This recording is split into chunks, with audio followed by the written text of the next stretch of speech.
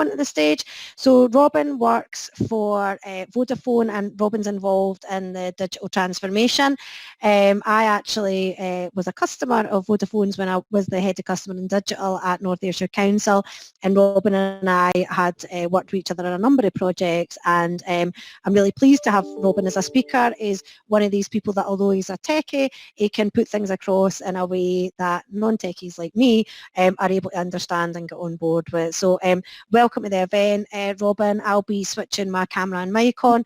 Robin's got a number of videos to play, which I've had a wee bit of technical coaching with this morning, so hopefully that'll all run quite smoothly. And Robin's going to talk to us around the 5G implementation and tell us what it means. So just over to you, Robin. And thank you, Andy, also for that presentation. It was really very insightful. Yeah, so what I'm going to talk to you about for the next 30 minutes, I'm just going to share my screen with you.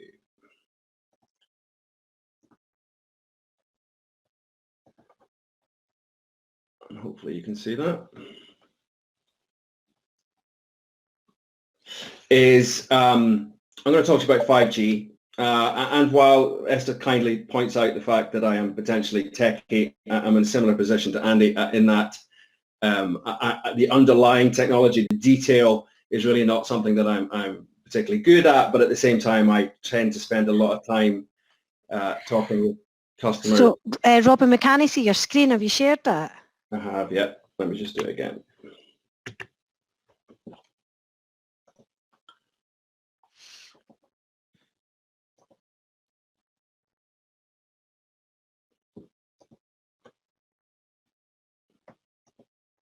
Is that better? Yep, that's us. Great. So yes, as I was saying, thanks very much to everybody. So I'm going to talk about 5G.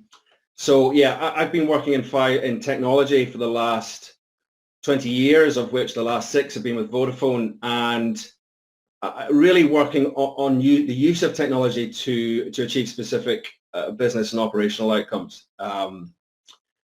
As most of you are aware, Vodafone are known for their mobile network and the devices that are associated to it, but in actual fact, less than 20% of our revenues come from the traditional mobile phone. So there is a large number of services that are provided on the back of clearly the mobile network, but also a number of other digital transformation elements to organizations, both in the public sector and private sector. So I'm going to spend about 30 minutes talking about not so much about what Vodafone have to offer, but the operators in general around 5G.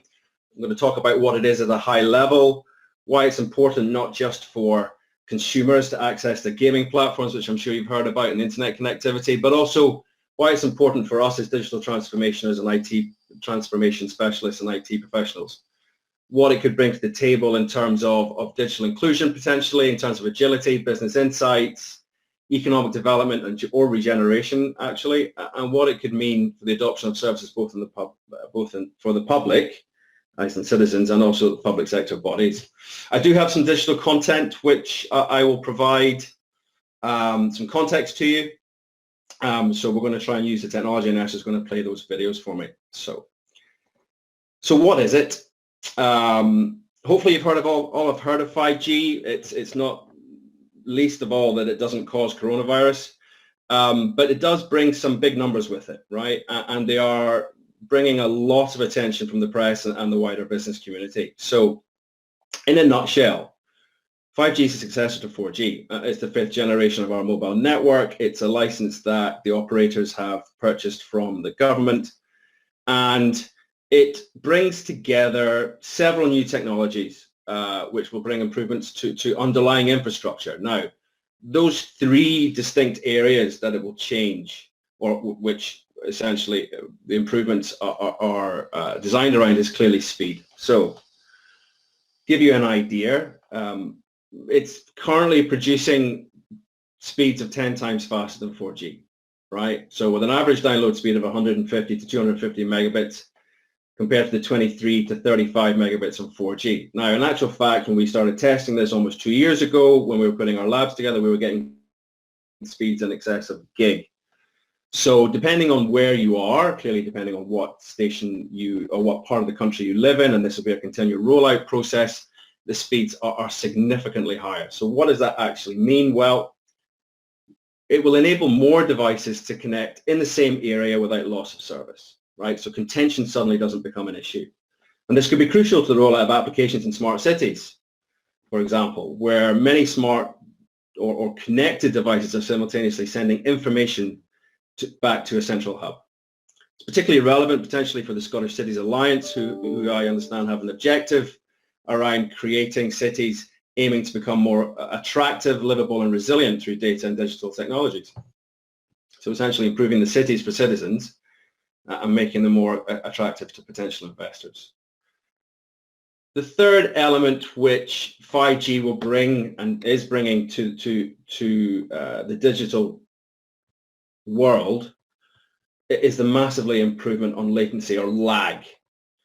That means we spend less time performing actions digitally and seeing the response. So for example, at a high level, if you control a drone using 5G, it will respond immediately to the commands that you give to it rather than using 4G, which has a slight lag in it. It will seem like a real-time response. So essentially, the latency and lag disappears. And it disappears in two main ways.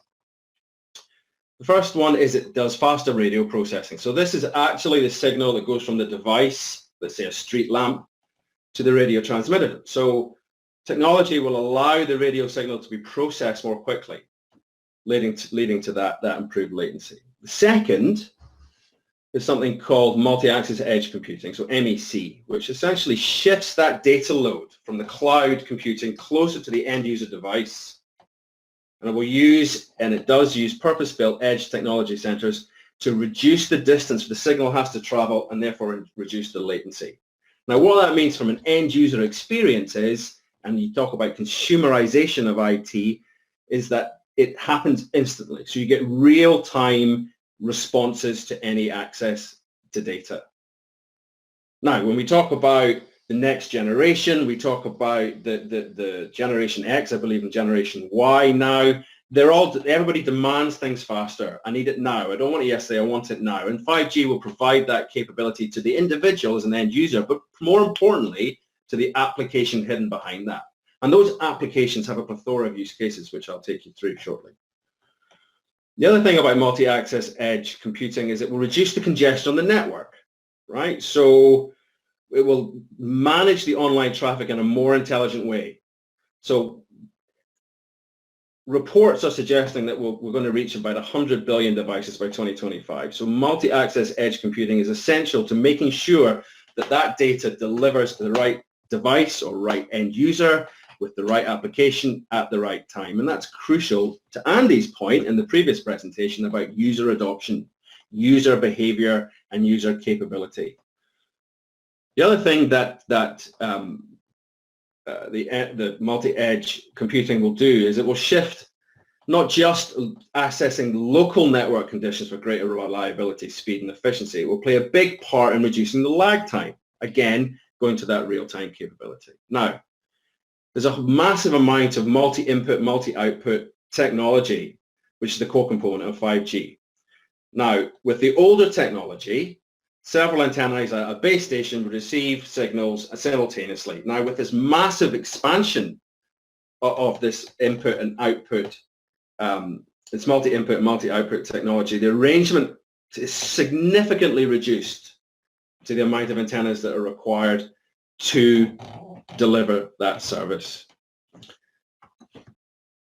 Now, when we talk about applications built on the back of the 5G, the wireless capability, algorithms, essentially, probability statements, can automatically plot the best transmission route through the air for each user. And in this way, we can actually deliver simultaneously without loss of speed or consistency. Again, it's really important that when we're starting to look at a digital transformation, whether it be out in the field or actually from a remote worker perspective, that experience is a good one. So 5G will significantly, and I mean significantly, improve that capability. The final part of this is network slicing, right, which makes it possible for us as operators, so ourselves and the other operators in the marketplace, to offer specific services to different customers in a virtual and logical manner. network slicing over the same physical network. So this means that we could be able to request network characteristics to your specific use case. So if you've got a business outcome that needs to be achieved, 5G will allow that network slicing to make sure that that data transmission inside the physical network will happen in real time. Give you an example of that, Internet of Things is clearly a topic of significant discussion. And applications using that will require a large number of connections, but with low throughput. So such things as mobile broadband will require a smaller number of connections with a larger bandwidth. So network slicing will enable us as operators to offer that client the service best suited to their needs. Now, to give you an example of that, I'm going to stop sharing my screen. I'm going to hand it back to Esther. If I turn on.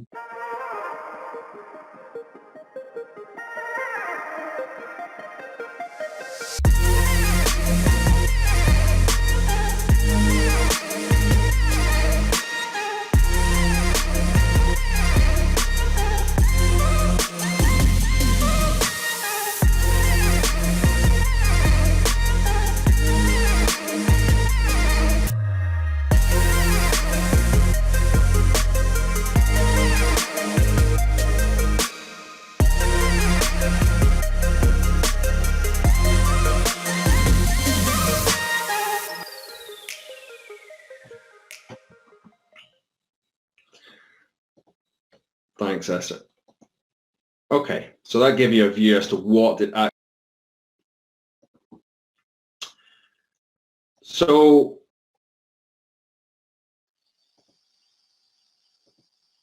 why is it important? Okay, so the pace of business will pick up with 5G, right? Making it possible for every aspect of our operations, or your operations, to move faster, deliver instant wireless connection. So actually, to change the terminology, we talk about Wi-Fi in organizations. We're now changing the language to be more wireless, and that wireless connection to your machines and devices. So we've heard that 5G will be able to download, for example, entire films, clearly in the consumer space. But what does that actually mean for productivity?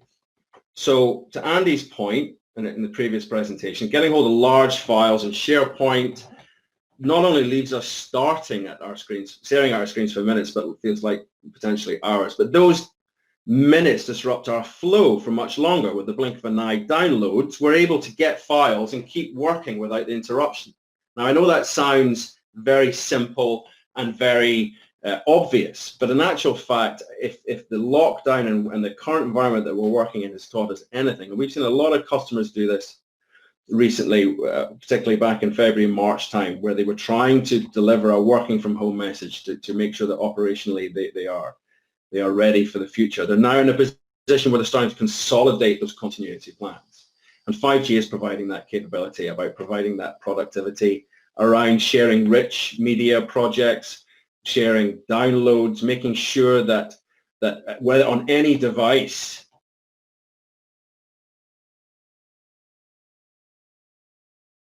now it talks about 5G's low latency, right? But actually that translates as a bit without business disruption, allowing us to collaborate in real time. So whether you're a supplier or a citizen, we react to requests instantly. And the 5G high bandwidth will mean that we'll stay connected and responsive even in crowded areas, whether it be a city, whether it be in rural communities, and we'll talk about that shortly. The reliability on the back of it actually is the end user experience, right? We've all had that scenario where we dropped off or I can't hear you, but actually the 5G capability and the speeds that come with that, and because we have the underlying technology as operators in the network, we're delivering that high quality, free images with less buffering. So connecting, sharing, engaging with our customers will become easier naturally face-to-face, as we're currently doing right now, but in a more mobile environment, we'll offer faster speeds than we've experienced ever before. And you'll be able to instantly respond to anyone, anywhere, whether you're at home, whether you're in the borough, or whether you're on the commute, and access the benefits that comes with it. Augmented reality, virtual reality will become the norm, particularly when it comes to in-depth learning, when it comes to potentially getting in the tourism and hospitality industry,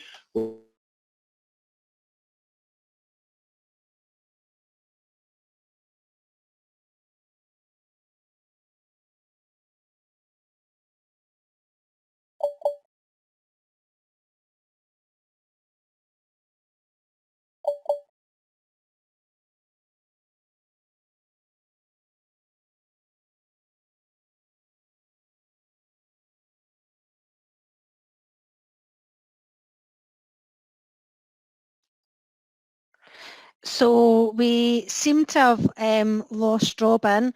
We'll see if he can come back in. So we've got a couple of questions in the oh.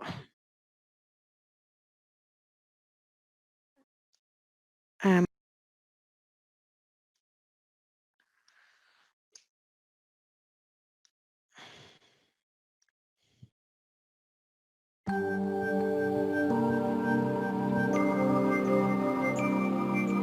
5G Rural Dorset is a £7 million R&D project funded by the government. Its main purpose is to find out how next generation mobile connectivity could benefit people who live and work in rural areas such as Dorset. And we'll be building 4 innovative test beds to test these theories.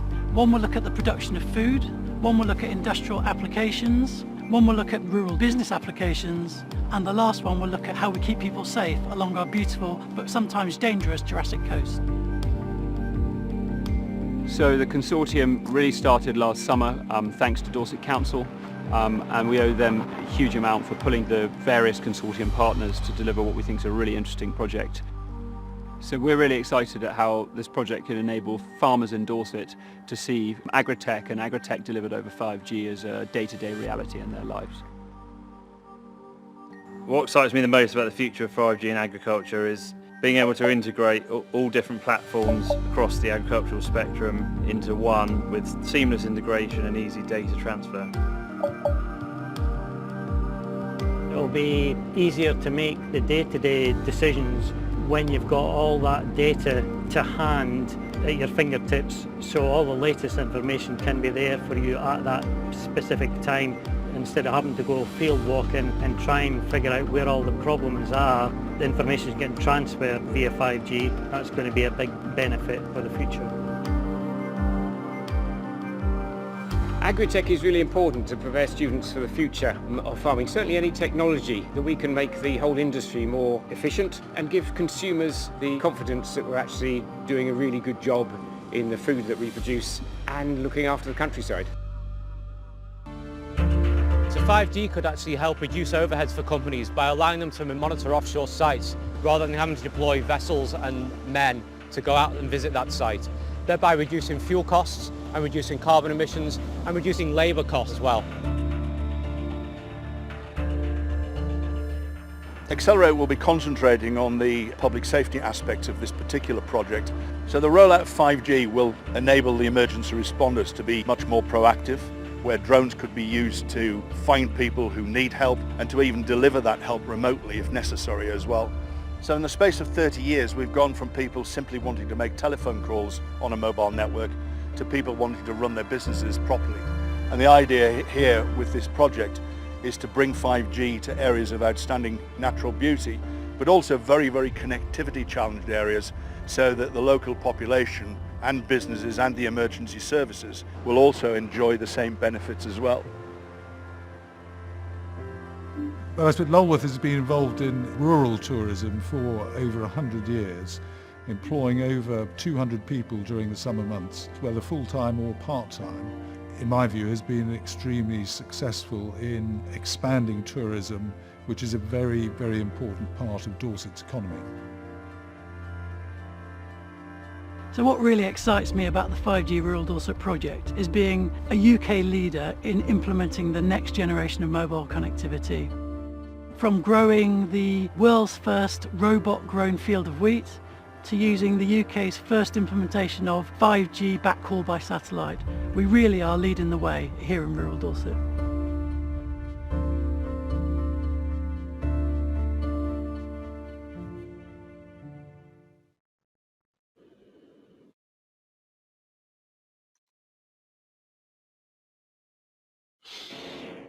Thanks, Esther. I think that's us back on, is it?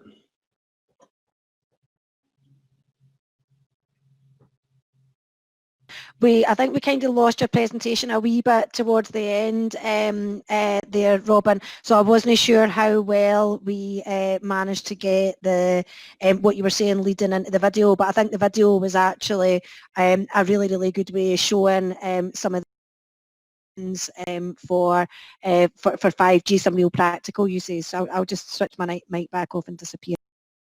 Yeah, thanks, Esther. So yes, it's a good example of where we're using applications and using 5G to be able to carry those applications in real time. I'll just finish my final point on that, really, more than anything else outside of productivity, is that using augmented reality and virtual reality using 5G will not only change the way that organizations learn and develop, but also it will change consumers' experiences inside cities, particularly smart cities, and will change consumer experiences when they need to access data. Give you an example, possibly you might have seen some holographic calls made in a 3D presentation. I'm sure there was a number of celebrities who were looking at doing the marketing elements of that. And that could become a real reality using 5G. But the most elevated area, in my opinion, for 5G is when it comes to life services. Okay, so doctors, emergency services being able to diagnose and treat using virtual reality, council services such as refuse collection, housing maintenance, digital interactions will be streamlined and allow for decisions to be made in actual real time. Not just trends or probabilities, which essentially will provide a greater understanding of what's happening at that particular time. So the big question is, when is this all happening? And there is no doubt that we have significant challenges around delivering out the 5G capability across the country. There is some good news behind that, insofar as the government has provided some significant backing for all the operators to deliver to 95% landmass by 2025, which is actually 4 years away. So while we still have 4G, we still have the capability of 4G inside the populated areas, stretching out to rural economies, which the last video, I think, demonstrated, is ongoing and will continue to be ongoing. In terms of technology, in terms of the physical architecture, all the 4G masts that we're sharing amongst the operators as well in order to speed that delivery rollout will have the capability of delivering the 5G network. So we're not having to rip everything out and put new technology back in, which again will speed significantly the increase. But as anything with technology, it's about user demand and capability. So there is also a world-leading project, there's nowhere else in the world that's covering this, whereby the rolling out to rural areas will become part of the priority going through to 2025. I've got one final video to show you to wrap up before Q&A, which is really a good example of where we're doing 5G in education in Coventry University.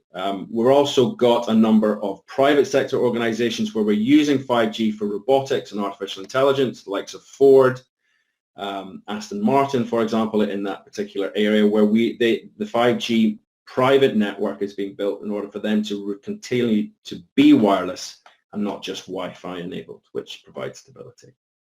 So I think we'll watch that last video. Coventry University is always looking at ways of pushing the boundaries of teaching and learning to improve the student experience. This is the first time that 5G standalone technology has been used commercially in the UK. I can put the VR headset on, and 5G allows the learner to access high-resolution images and videos remotely anywhere in the world, and they're able to ask questions in real time. This experience allows us to take a tour through the human body at a level we've never been able to before, all the way through from bones, muscles, brain, heart, through to the very smallest areas, such as the blood cells. I've just experienced a live VR lesson for the first time, and I think it's a great addition to the school syllabus. 5G delivers a lot more capacity, a lot faster uplink and downlink speeds, 10 times more than 4G. So the lower the latency, the closer you are to a real life experience. CloudXR is a really exciting new software platform that enables us to stream high fidelity virtual reality directly to the headset. 5G standalone is independent from 4G, relying on a completely 5G architecture that enables us to configure network slices dedicated for specific applications like remote surgery, remote monitoring of equipment, remote diagnostics will all be possible due to the ultra reliable low latency.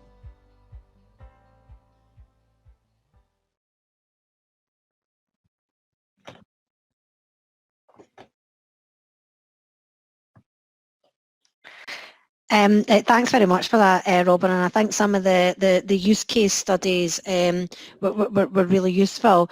We've got a few questions in the chat, and I think maybe some of these you've kind of touched on, but just to give you the opportunity to expand a wee bit.